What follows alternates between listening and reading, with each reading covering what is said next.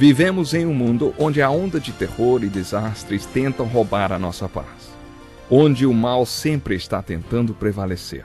Mas vemos pela palavra de Deus desde o Antigo Testamento que o cuidado de Deus para com aqueles que o temem e o buscam é muito real e permanente. Fique atento a mais um programa Encontro com a Palavra. Aqui apresentamos a palavra de Deus como resposta a todas as mais difíceis questões da vida.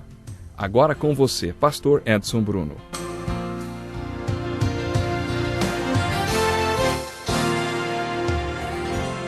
Seja muito bem-vindo à continuação do estudo do Evangelho de João, versículo por versículo. É uma alegria muito grande contar com a sua participação. Vamos começar abrindo nossas Bíblias no capítulo 7 de João, versículo 25. João, capítulo 7 e versículo 25. Mas, antes de lermos o texto bíblico, quero fazer uma pergunta. Você já parou para pensar nos diferentes métodos de ensino de Jesus? Em tudo que ele fazia havia um ensinamento. Nele estava a vida, e esta era a luz dos homens. Ele ensinava através dos seus sermões e pregações, através de parábolas, de tantas maneiras, mas ele também ensinava através das conversas que tinha com as pessoas. Como já mencionamos, Jesus tinha muitos diálogos amigáveis com seus discípulos, por exemplo, o Sermão do Monte das Oliveiras, nos capítulos 24 e 25 de Mateus, e o maior sermão de Jesus, o Sermão da Última Ceia, registrado nos capítulos 13 a 16 do Evangelho de João. Se você prestar atenção, vai observar que estes sermões, na verdade, foram conversas que Jesus teve com seus discípulos. Jesus também ensinou através das discussões que teve. Ele teve uma discussão muito séria com os líderes religiosos dos seus dias. Isto aconteceu na Galiléia e também em Jerusalém, e mesmo quando Jesus discutia, ainda assim, ele estava ensinando. Grandes ensinamentos de Jesus saíram dessas discussões. E este é o contexto do versículo 25 do capítulo 7 de João. Essa discussão com os líderes religiosos começou a ser relatada no capítulo 5, quando Jesus curou um homem junto ao tanque de Betesda e ele disse para pegar sua cama e sair pelas ruas em frente ao templo. Este foi o pivô dessa discussão acirrada com os líderes religiosos. Na verdade, esta foi uma estratégia da parte de Jesus para que pudesse ensinar algumas coisas. Por exemplo, Jesus falou sobre a diferença entre obedecer à lei ao pé da letra e obedecer no espírito da lei. Aliás, este foi o assunto do último programa, a lei do sábado. Qual era o propósito da lei do sábado? Preste atenção no que Jesus falou. Ora, se um menino pode ser circuncidado no sábado, para que a lei de Moisés não seja quebrada, por que vocês ficam cheios de ira contra mim por ter curado completamente um homem no sábado? Hoje fala-se muito sobre a medicina holística, que cuida do homem por inteiro. Os judeus dividiram o corpo humano em 248 partes.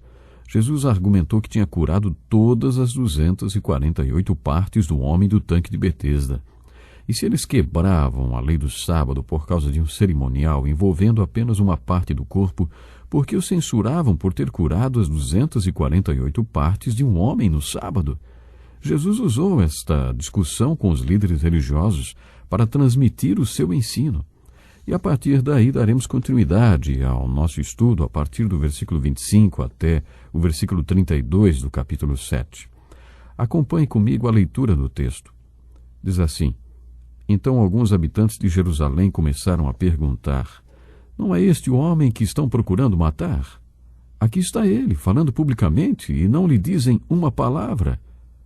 Será que as autoridades chegaram à conclusão de que ele é realmente o Cristo? Mas nós sabemos de onde é este homem. Quando Cristo vier, ninguém saberá de onde ele é.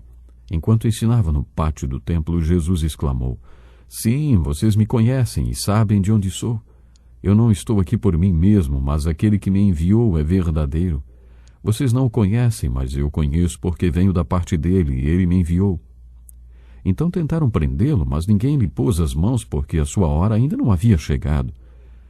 Assim mesmo, muitos dentre a multidão creram nele e diziam: Quando Cristo vier, fará mais sinais miraculosos do que este homem fez?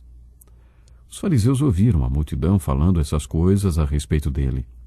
Então os chefes dos sacerdotes e os fariseus enviaram guardas do templo para o prenderem. E o diálogo continua, envolvendo vários tipos de pessoas. Algumas traduções da Bíblia usam o termo autoridade, enquanto outras falam em mestres da lei, referindo-se aos líderes religiosos. Mas quando se refere aos judeus, está falando daquelas pessoas de Jerusalém ou dos arredores. Judeus devotos que provavelmente sabiam que os líderes religiosos estavam arquitetando um plano para matar Jesus. Segundo alguns teólogos, estes judeus apoiavam os líderes religiosos. Por outro lado, também vemos referências às multidões ou ao povo, os peregrinos e todo mundo que estavam em Jerusalém para a celebração da festa dos tabernáculos. Essas multidões pareciam estar abertas para Jesus e fizeram perguntas para ele do tipo: será que as autoridades chegaram à conclusão de que ele é realmente o Cristo? E mais uma vez, chegamos à argumentação básica do Evangelho de João. João registrou todos estes sinais para convencer de que Jesus é o Cristo. Este assunto vai e volta no Evangelho de João, e dessa vez foram esses peregrinos que o trouxeram à tona. Eles comentaram: nós sabemos de onde é este homem. Quando Cristo vier, ninguém saberá de onde ele é. Tinha uma coisa que eles não entenderam. Eles achavam que quando o Messias viesse, viria misteriosamente. Acho que eles esperavam que o Messias despencasse do céu, sem genealogia, nem história nenhuma. Malaquias até diz que ele viria de repente, de forma inesperada, mas eles se apoiavam nessa afirmação para dizer que o Messias não viria pelos canais humanos, nascendo de uma mulher. Muitos achavam que isso jamais aconteceria. Ao mesmo tempo, Jesus não passou a existir a partir do dia que nasceu em Belém. E é isso que ele estava tentando dizer para eles. Ele tentava lhes dizer: vocês me conhecem, sabem de onde venho. Não vim aqui por minha própria conta, mas aquele que me enviou é verdadeiro e vocês o conhecem. Eu conheço porque venho dele, e foi ele quem me enviou. Você se lembra do que João afirmou logo no início do seu evangelho? No princípio era aquele que é a palavra. Ele estava com Deus e era Deus. Ele estava com Deus no princípio. Em João capítulo 17, versículo 5, Jesus fez a mais sacerdotal de todas as suas orações. E agora, Pai, glorifica-me junto a ti, com a glória que eu tinha contigo antes que o mundo existisse. Jesus já existia antes de tudo. Ele já era o Cristo pré-encarnado. Isto era a verdade, Jesus tentou ensiná-lo. Mas, provavelmente, eles não entenderam o que Jesus estava tentando lhes falar. Preste atenção no versículo 28. Enquanto ensinava no pátio do templo, Jesus exclamou. No original, a palavra exclamou dá a ideia de falar com eloquência, com firmeza, em voz alta. Jesus proclamou esta verdade. João relata que eles o teriam prendido, mas a sua hora ainda não havia chegado. Esta frase aparece várias vezes nesse evangelho e nos leva para o capítulo 12. O capítulo 12 fala sobre Jesus diante da cruz. Como já dissemos, metade dos capítulos deste evangelho se refere aos primeiros 33 anos da vida de Jesus e a outra metade, a última semana de Jesus na terra. Durante esta última semana, que começa a ser descrita no capítulo 12, Jesus enfrenta a cruz e depois faz esta afirmação impressionante: Pai, chegou a hora. Tantas vezes aparece a frase: a sua hora ainda não havia chegado. Por isso eles não conseguiram prendê-lo. Já comentamos isto. A sua vida era programada pelo Pai. E nesta programação do Pai incluía a hora que Jesus morreria pelos pecados de todo mundo. Mas até que esta hora chegasse, ninguém tiraria sua vida. No versículo 32, lemos que alguém fez a seguinte pergunta: quando Cristo vier, fará mais sinais miraculosos do que este homem fez? Quem disse isso foi a multidão, e quando os fariseus ouviram o burburinho no meio da multidão, os chefes dos sacerdotes e os fariseus enviaram guardas do templo para o prenderem. Agora vamos avançar um pouco e ler os versículos 45 e 46, que diz assim: Finalmente os guardas do templo voltaram aos chefes dos sacerdotes e aos fariseus, os quais lhes perguntaram: por que vocês não o trouxeram? Ninguém jamais falou da maneira como esse homem fala. declararam os guardas. Viram que impressionante? Você já parou para pensar o que seria ouvir uma pregação de Jesus? Eu gosto de ler sobre grandes pregadores e suas pregações. Gosto especialmente de ler sobre pregadores do século XVIII como George Whitefield, Wesley, Jonathan Edwards. Sim, eu gosto de ler sobre a vida desses pregadores. Quando George Whitefield pregava, uma multidão de 30 ou 40 mil pessoas se formava em um campo aberto porque não havia uma construção que pudesse acomodar tanta gente. E como esse homem pregava! Dizem que ele tinha a aparência de um anjo. Uma vez um fazendeiro da Nova Inglaterra o ouviu pregando e disse: "Senti um aperto no coração e me ajoelhei. E quando me dei conta, estava chorando, confessando e me arrependendo dos meus pecados." Sabe, pregar e ver almas serem alcançadas, esse é um fenômeno fascinante. É algo maravilhoso. Imagine homens como George Whitefield e Jonathan Edwards, pecadores nas mãos do Deus Todo-Poderoso, e as pessoas grudadas nos bancos das igrejas, ouvindo a pregação e temendo escorregarem para o inferno. Creio que o segredo da pregação deles era a unção eletrizante do Espírito Santo que tinham. Quando as pessoas os ouviam pregar, ficavam boquiabertas com a pregação. Sim, a unção do Espírito Santo fazia parte da vida desses homens, em cada momento.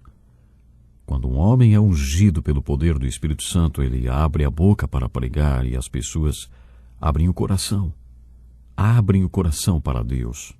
Imaginem aqueles discípulos, imaginem aquelas multidões ouvindo o próprio Jesus pregar. Jesus Cristo, Filho do Deus vivo. Gosto de observar aquela oração que já lemos aqui, em João capítulo 17, no versículo 5, quando Jesus diz: "E agora, Pai, glorifica-me junto a Ti com a glória que eu tinha contigo antes que o mundo existisse." Sim, Jesus já existia antes de tudo. Ele já era o Cristo pré-encarnado. Isto era verdade. Jesus estava tentando passar aquela verdade através da sua mensagem naquele dia. E que impressionante as pessoas começarem a entender. Os próprios guardas não conseguiram prender Jesus naquele dia porque não era a hora ainda. E voltaram. E quando foram perguntados por que não o prenderam, eles tiveram que dizer: "Olha, ninguém fala como aquele homem. Ninguém fala como aquele homem."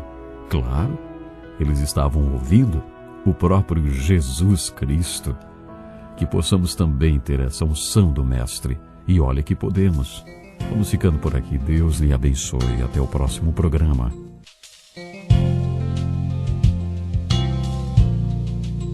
Que lição importantíssima.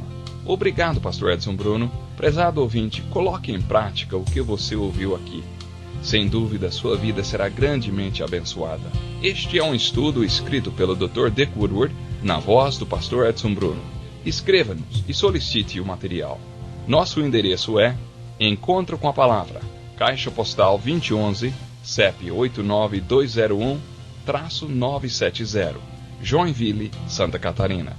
Até o nosso próximo Encontro com a Palavra.